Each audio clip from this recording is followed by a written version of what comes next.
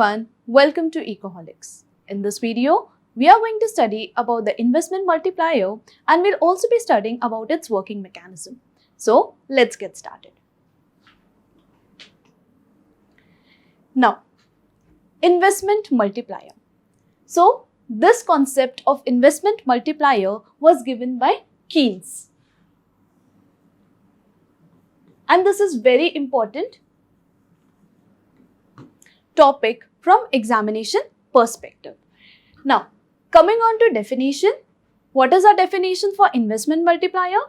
It refers to the number of times by which the increase in output or income exceeds the increase in investment. Now, what does this mean? Let's say in an economy, if there is an additional investment, अब ये additional investment को हम क्या represent करेंगे? Delta आई. अब जब investment economy के अंदर होता है तो ऑब्वियस है कि हमारा इनकम भी राइज करेगा एंड ये जो एडिशनल इनकम होगा उसे हम रिप्रेजेंट करते हैं डेल्टा वाई से. तो इसका मतलब क्या हुआ कि जब हम इन्वेस्टमेंट इकोनॉमी के अंदर करते हैं तब उससे एडिशनल इनकम या आउटपुट जनरेट होता है. लेकिन अब इसमें एक इंटरेस्टिंग फैक्ट क्या है? जो भी हमारा इंक्रीज इन इनकम या आउटपुट रहेगा it will be greater than the increase in investment and this increase in income will be several times more than the increase in uh investment. तो simple terms में क्या होगा? जो हमारा increase होगा income में वो डेफिनेटली ग्रेटर रहेगा than the increase in investment. अब क्या फैक्टर से ये ग्रेटर रहेगा उसे ही हम बोलते हैं multiplier. So here comes our concept of multiplier. तो ये हो गया मल्टीप्लायर की डेफिनेशन, मतलब the number of times by which our increase in output exceeds our increase in investment. So this is what is our definition for investment multiplier. Now coming on to formula. What I have said is that our increase in income will be some multiple of our increase in investment. तो ये जो K है इसे हम क्या बोलते हैं? This K is known as multiplier and therefore our formula for multiplier becomes K is equal to delta Y by delta I, and this is what is our formula for investment multiplier.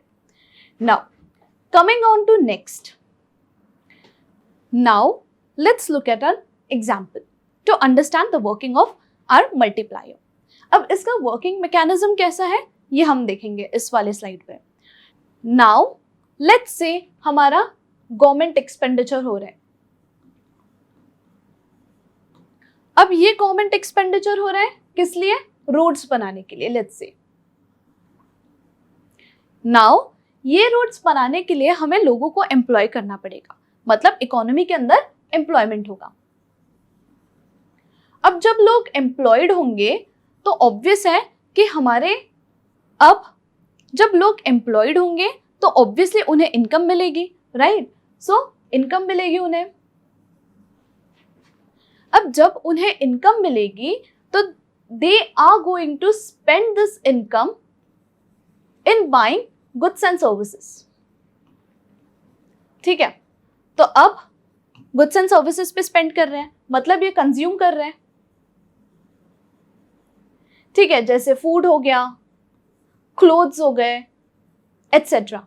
ठीक है, तो इन चीजों पे expenditure होगा, मतलब ये जो लोगों को इनकम मिलेगी वो इन सब चीजों पे स्पेंड करेंगे. अब होगा क्या कि ये चीजें वो कोई और लोगों से खरीदेंगे. Now in a way this person is selling and this person is spending. So this means that one person's expenditure is going to be other person's income. उसके बाद क्या होगा? ये जो ओनर्स है इन्हें इनकम मिली, अब ये अपना इनकम कंजम्पशन पे स्पेंड करेंगे एंड ये साइकिल कंटिन्यू होते रहेगा हमारा इनिशियली ये जो इन्वेस्टमेंट हुआ था उससे कहीं ज्यादा हमारा इनकम में राइज होगा because of this cycle that continues. तो what we can say is our change in income is greater than our change in investment. मतलब इनकम में जो राइज है वो ज्यादा होगा than the rise in investment. And ये क्यों होगा? This is because of the working of our multiplier. And इसीलिए मल्टीप्लायर ये बहुत इंपॉर्टेंट रोल प्ले करता है इकोनॉमी में, right? So this is all about multiplier. Now let's look at a formula for multiplier. So multiplier is the ratio of increase in national income due to an increase in investment, and this is what we have studied in our previous slide as well. So therefore multiplier कैसे लिखेंगे हम लोग?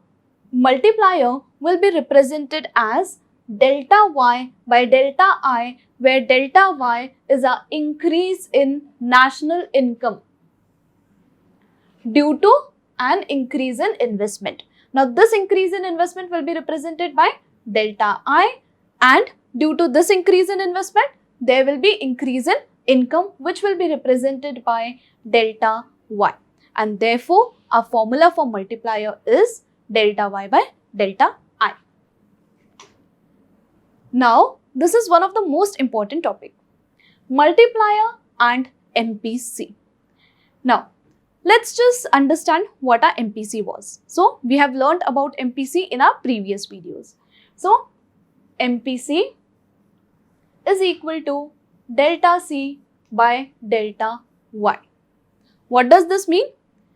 जो भी increase होगा income में उसका कितना प्रपोर्शन एक पर्सन कंज्यूम करता है उसे ही हम MPC बोलते हैं, ठीक है? So we have discuss about this in a previous video. Now coming on to relationship between multiplier and MPC. So there is a direct relationship between MPC and the value of multiplier. अब जब हम direct relationship की बात करते हैं इसका simple meaning है कि जब हमारा MPC राइज होगा तो हमारा जो वैल्यू है मल्टीप्लायर का वो भी राइज करेगा.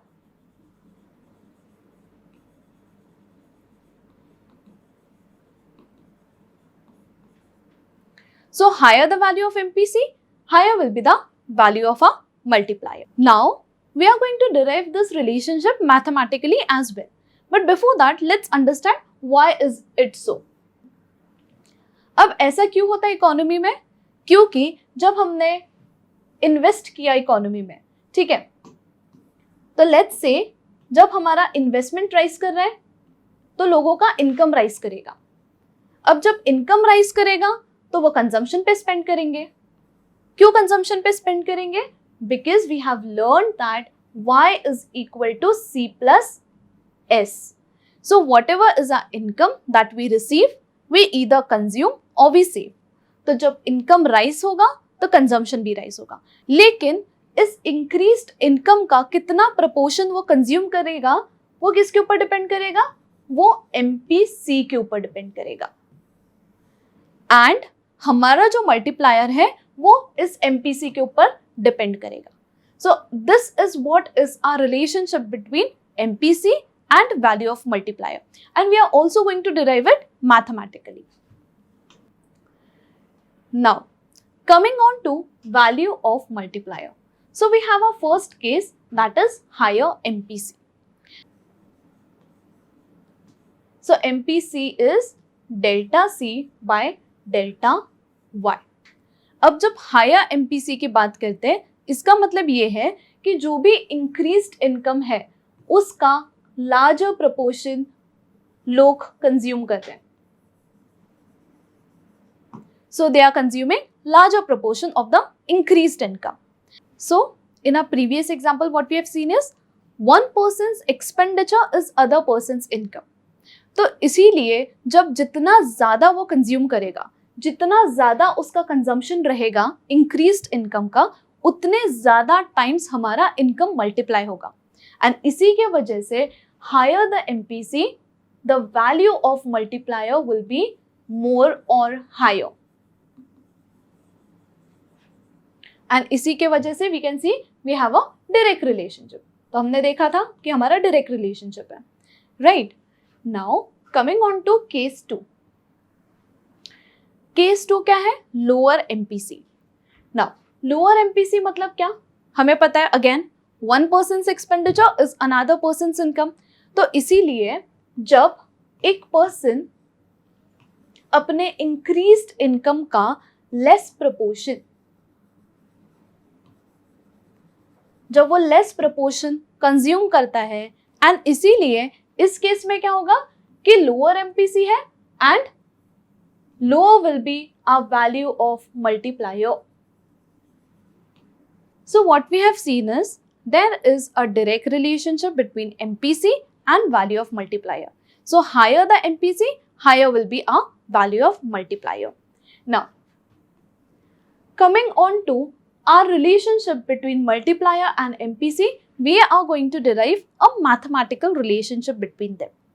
So we know that y is equal to c plus I. Now y का क्या होता है? y is equal to c plus I plus g plus nx. तो हमारा एग्रीगेट डिमांड जो होता है उसके 4 कंपोनेंट्स होते हैं, that is consumption expenditure, investment expenditure, government expenditure and net exports. So लेकिन हम हमारे एनालिसिस को सिंपल करने के लिए we take y is equal to c plus I. ये होता है 2 sector model, and therefore we can also write this as delta y is equal to delta c plus delta i, where delta represents a change. तो इस case में हमने क्या देखा कि ये हो रहा है चेंज हमारे इनकम में.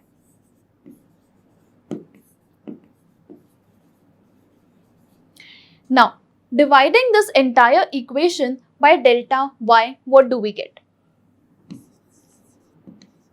Now divide by delta y. So delta y by delta y is equal to delta c by delta y plus delta I by delta y. Now delta y by delta y ये हो जाएगा 1. Delta c by delta y, this is our MPC. So our MPC is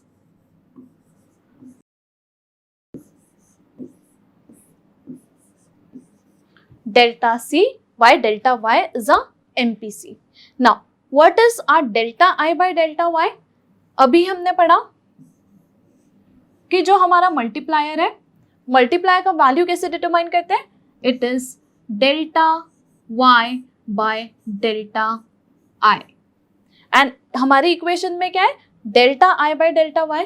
इसीलिए delta i by delta y will be equal to 1 by k.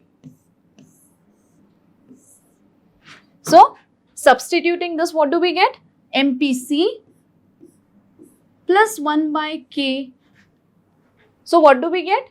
MPC plus 1 by k is equal to 1. Now further simplifying this, what do we get?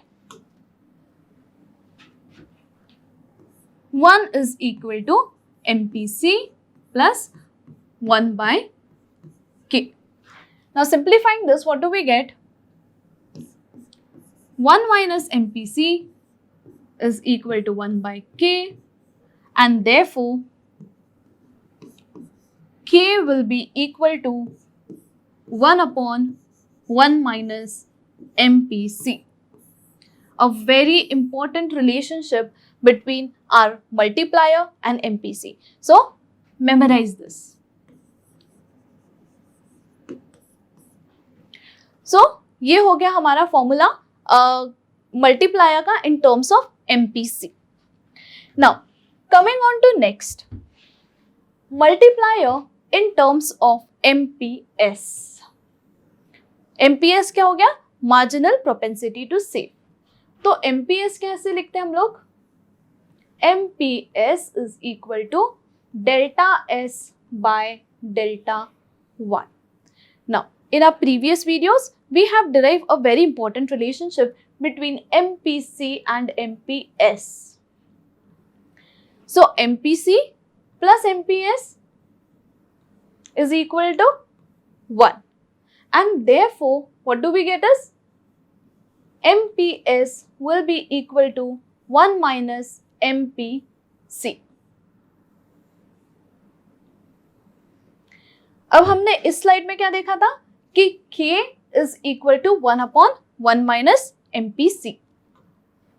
So because K is equal to 1 upon 1 minus MPC, and 1 minus MPC is nothing but MPS, therefore we get another important relationship between multiplier and our marginal propensity to save.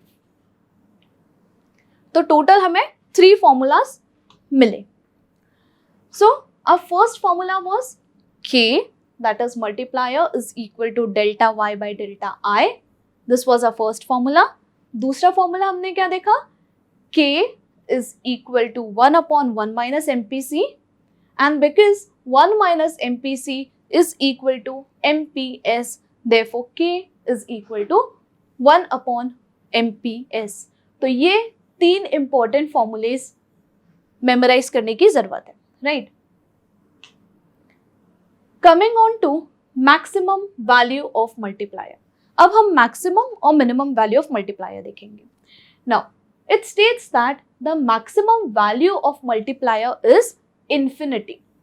तो maximum value जो एक multiplier का हो सकता है वो है infinity. अब ये ऐसा क्यों होगा? So, to understand this, let us recall our relationship between MPC and our value of multiplier, which is K. तो हमने क्या देखा था? जो K है that is equal to 1 upon 1 minus MPC, and we know that जो MPC है उसकी वैल्यूज हमेशा 0 और 1 के बीच में लाई करती है. ये हमने प्रीवियस वीडियो में डिस्कस किया कि the value of MPC always is less than 1 and greater than 0. ठीक है, तो 2 एक्सट्रीम केसेस बन जाते हैं. MPC या तो 0 हो सकता है या तो MPC की वैल्यू 1. तो ये 2 एक्सट्रीम केसेस हमने डिस्कस किए थे.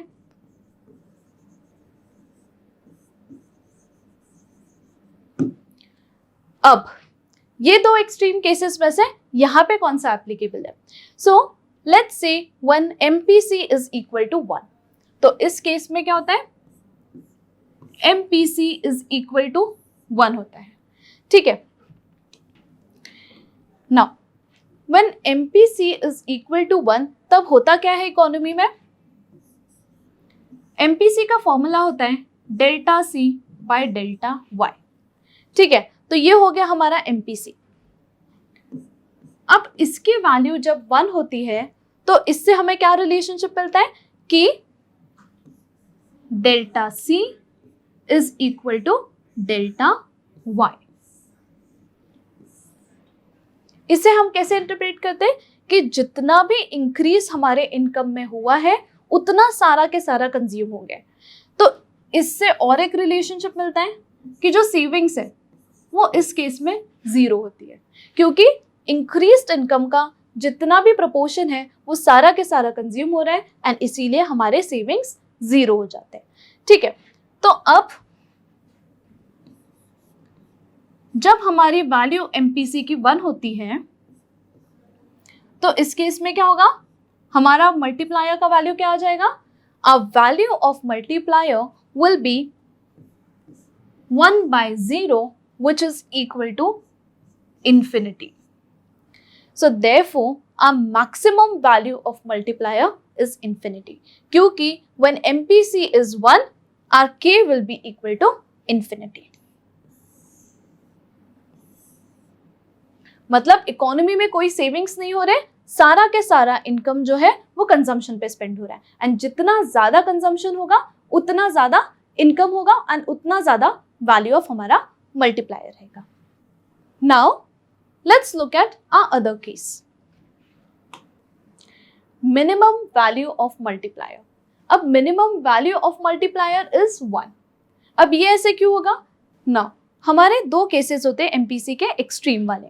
फर्स्ट होता है MPC is equal to 1 and MPC is equal to 0. तो जब हम मिनिमम वैल्यू ऑफ मल्टीप्लायर की बात करते हैं उस केस में एमपीसी इज इक्वल टू 0. अब एमपीसी का क्या फॉर्मूला होता है? MPC is equal to delta C by delta 1. And जब इसकी वैल्यू 0 से इक्वल होती है तो हमें क्या मिलता है? Delta C is equal to 0. मतलब जितना भी इनकम इंक्रीज हो रहा है इकोनॉमी में उसका कुछ भी प्रपोर्शन कंज्यूम नहीं हो रहा है. मतलब सारा के सारा क्या हो रहा है? सेविंग्स.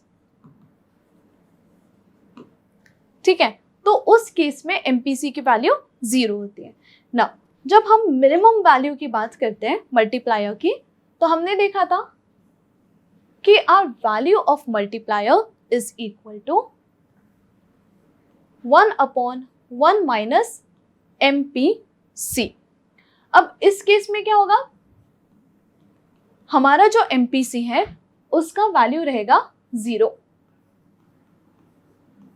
जब MPC का वैल्यू 0 रहेगा तब हमारा K का क्या वैल्यू रहेगा? This will be 1/1 minus 0 and therefore our K will be equal to 1/1. तो ये हो जाएगा K is equal to 1. तो जब MPC की वैल्यू 0 होती है तब हमारा K जो है इट इज इक्वल टू 1 और ये होता है हमारा मिनिमम वैल्यू ऑफ मल्टीप्लायर. इससे और एक रिलेशनशिप हम डिराइव कर सकते हैं. नाउ हमने क्या देखा था? That our K is equal to delta y by delta I. So our K is equal to delta y by delta I. But now in this case our K is equal to 1. ठीक है, तो इस case में हमारा K 1 था. अब इससे क्या मिलता है? That 1 is equal to delta y by delta I and therefore delta y is equal to delta I. So इस केस में क्या हुआ? जितना भी इन्वेस्टमेंट इंक्रीज हुआ उतने से ही हमारा इनकम भी राइज कर रहा है. मतलब यहाँ पे हमारे मल्टीप्लायर का कोई रोल नहीं बचता है. राइट. एंड हमने वर्किंग ऑफ मल्टीप्लायर में क्या देखा था? That our increase in income will be several times more than our increase in investment, and this is what is our minimum value of multiplier, which is equal to 1. So remember this two important relationship, that the maximum value of multiplier is infinity and इस case में हमारा MPC 1 होता है, and next is minimum value of multiplier, ये होता है 1 and इस case में MPC होता है 0. तो ये हमारे दो important relationships हैं. That's it for this video. I hope you like this video. If you have any queries, you can write us at academics@ecoholics.in. Thank you.